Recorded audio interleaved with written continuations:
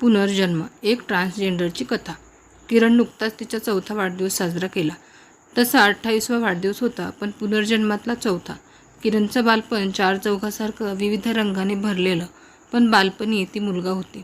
तिचा जन्म मुलाच्या शरीरात झाला होता. घरातल्या सर्वांच्या लाडका एकुलता एक त्याचं नाव किरण. तो अभ्यास, खेळ सगळ्यात पुढे. त्याची आजी कौतुकाने म्हणायची, नातू माझा सर्वगुण संपन्न हो. अगदी लाखात एक. तेव्हा तिला आणि कोणालाच माहीत नव्हतं, किरण लाखात एकच होता. जसं जसं त्याचं वय पुढे सरकायला लागलं, त्याला शरीरातून विचित्र स्पंदन जाणवायला लागले. वेगळेच बदल, आतून घाबरवणारे, हवालदिल करणारे. त्याचं मन सांगायला लागलं, शरीर चुकीच्या अवस्थेत जन्माला आले. मनाचं आणि शरीराचं लिंग जुळत नाही, या विचारानं तो धास्तावून गेला. आपली ही अवस्था कोणाला सांगितली तर सगळे हसतील, थट्टा करतील, म्हणून भीतीने त्याच्या पोटात गोळा यायचा. शरीराच्या उमलत्या बहरात त्याला आजूबाजूला प्रेमात बुडालेली त्याच्याच वयाची जोडपी दिसायला लागली आणि त्याच्यासाठी प्रेम जणू निरर्थकच. दिवसाच्या उजेडात तो सर्वापासून स्वतःची अवस्था लपवायचा आणि रात्रीच्या अंधारात एकटेपणा त्याला टोचून खायला उठायचा. स्वतःचे शरीर म्हणजे एक तुरुंग वाटायला लागले. सगळं असह्य आणि नको नकोसं झाल्यावर घाबरत घाबरत आईवडिलांशी एकदा तो बोललाच, मनाचे आणि शरीराचे लिंग जुळत नाही. म्हणजे मी शरीराने मुलगा आहे आणि मन सांगते मुलगी असायला हवं. खिन्न शांतता पसरली. आईवडिलांना धक्का बसला, पण तो काय बोलतोय हे नीट त्यांना समजलं नाही. त्यात वडील कडक शिस्तीचे, परंपरा जपणारे, म्हणाले, असं काही अस्तित्वात असतं का? एका मुलाला कसं वाटेल तो मुलगी आहे म्हणून? भ्रम आहे तुझ्या मनाचा. नको नको ते विचार करणं बंद कर, दुर्लक्ष करायचं. या शब्दाने तो घाबरला. त्याला वाटलं यात आपलीच काहीतरी चूक असेल. वडिलांनी सांगितल्याप्रमाणे तो याकडे दुर्लक्ष करायलाही लागला, पण यातल्या वेदना काही संपेनात. तो पुन्हा आईजवळ तेच बोलला. आईला त्याच्या डोळ्यातील अश्रू बघवेनात. ती म्हणाली, बेटा तुला त्रास होतोय ना, तर आपण एका चांगल्या डॉक्टरांना दाखवूया का? आईच्या एका ओळखीच्या डॉक्टरांना दाखवलं. त्या डॉक्टरांना किरणची अवस्था समजली. ते किरणच्या आईला म्हणाले, मी काय सांगतोय ते नीट आणि शांतपणे ऐका मॅडम. हे एक शारीरिक व्यंग आहे. फक्त 1%च लोक अशा अवस्थेत जन्माला येतात. डॉक्टर यावर उपाय काय? सुन्नपणे किरणच्या आईने विचारले. उपाय आहे, लिंग बदलाचे ऑपरेशन करणं हा यावरचा उपाय आहे. ऑपरेशन करणाऱ्या व्यक्तीला नंतर ट्रान्सजेंडर संबोधतात.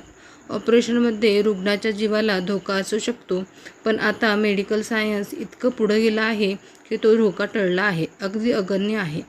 ऑपरेशननंतर रुग्णाला स्वतःचं अपत्य होण्याची शक्यता कमी असते, पण ऑपरेशन नाही केलं तर त्या व्यक्तीला संपूर्ण आयुष्य निरर्थक वाटू शकतं. डॉक्टरांचे शब्द किरणच्या आईच्या कानावर घाणाघात करत होते. आपल्या एकुलता एक मुलाच्या भविष्याबद्दल रंगवलेलं स्वप्न जणू क्षणात उद्ध्वस्त झालं होतं. तिच्या चेहऱ्यावर भीषण शून्यपणा दाटला. किरणची जी अवस्था आजूबाजूला समजली आणि नको नको ते सूर उमटायला लागले. शाप असतो हो मागच्या जन्मीचा, जन्मच शापित, काही अर्थ नसतो असल्या जगण्याला. एकीकडून सूर निघायचा, बाई बाई काय हे कलियुग आलंय. खूप कमी जणांनी किरणची अवस्था समजून घेऊन त्याला साथ दिली. किरणच्या मनात आत्महत्येचाही विचार आला, पण त्याने निर्धार केला, मरणं सोपं असतं, जगणं कठीण. त्या कठीण जगण्याला आपण सोपं करायचं, लिंग बदलाचे ऑपरेशन करायचं. वडिलांचा टोकाचा विरोध होता ऑपरेशनसाठी, पण त्याच्या आईने त्याला साथ दिली. ऑपरेशनच्या खर्चासाठी स्वतःचे काही अनमोल दागिनेही विकले आणि त्याचं ऑपरेशन झालं. मुलाची मुलगी झाली. आता शरीरही तेच होतं जे मन सांगत होतं, पण एक ट्रान्सजेंडर म्हणून समाजाने किरणचा स्वीकार केला नाही. शेवटी तिला आई-वडिलांपासून दूर राहण्याचा निर्णय घ्यावा लागला. तिचा शारीरिक संघर्ष संपला, पण सामाजिक संघर्ष चालू झाला. तिला लोक घाबरायचे. आजारी पडल्यानंतर दवाखान्यात गेली तर तिथे कर्मचारीही तिची टर उडवायचे. स्पर्शसारख्या अनमोल गोष्टीपासून ती तुटली. सगळीकडून तुच्छतेची वागणूक मिळत होती, पण तरी तिचं उराशी बाळगलेलं स्वप्न संपलं नव्हतं. पोलीस दलात भरती होण्याचे स्वप्न, पण त्या मार्गातही असंख्य अडथळे होते. कुठलाही फॉर्म भरताना तेव्हा पुरुष आणि महिला व्यतिरिक्त ट्रान्सजेंडर म्हणून पर्याय नव्हता. सगळ्या कागदपत्रावरून माणूस म्हणून तिचं अस्तित्व संपलं होतं. 3 वेळा न्यायालयात धाव घेतली. जिद्दीने लढा चालू ठेवला. मुलाची मुलगी झालेलं ॲफिडेव्हिट सादर केलं. व्यवस्थेशी लढणारी किरण म्हणून माध्यमांनीही तिच्या प्रवासात तिला न्याय मिळवून देण्यास मदत केली. शेवटी न्याय मिळालाच. तिने तो मिळवला. ट्रान्सजेंडर म्हणून ती पोलीस दलात भरती झाली. मानवतेचे अंकुरही अद्याप जिवंत होतेच की. तिने तिचा 4था वाढदिवस साजरा केला. तसा 28वा वाढदिवस होता, पण पुनर्जन्मातला 4था. जीवनाची शाळा संस्थेतर्फे आयोजित कार्यक्रमात आयुष्याची 2 हात करून यशस्वी झालेल्या लोकांना मार्गदर्शन करणाऱ्यामध्ये तिला बोलवण्यात आलं होतं. माझ्यातलं व्यंग लिंगाशी निगडीत आहे म्हणून त्याचं अस्तित्वच नाकारायचं. एका विशिष्ट चौकटीबाहेर घडणारी गोष्ट समजून घेण्यासाठी संवेदनशील मन असावं लागतं. मानवी विज्ञानाच्या आणि दुःखाच्या मुळाशी गेल्यावर जगण्याचे नवे आणि सुंदर आशय समजतात. हजारो लोकांसमोर तिने आपला प्रवास उलगडला. शेवटी ती म्हणाली, माझी गोष्ट मी कशासाठी सांगितली?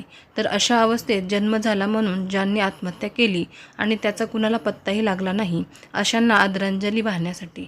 आणि ज्यांना आपलं संपूर्ण आयुष्य शाप वाटतो, त्यांना आधार देण्यासाठी, हे सांगण्यासाठी. अशी अवस्था म्हणजेच आयुष्याचा अंत नाही, तर तो फक्त आयुष्याचा वेगळा प्रवास आहे. किरणने आपलं भाषण संपवलं, पण तिला सलाम करण्यासाठी सुरू झालेल्या टाळ्या कितीतरी वेळ वाजत राहिल्या. तर मित्रांनो, तुम्हाला ही कथा कशी वाटली मला नक्कीच कमेंट करून कळवा आणि चॅनलला सबस्क्राईब करायला विसरू नका.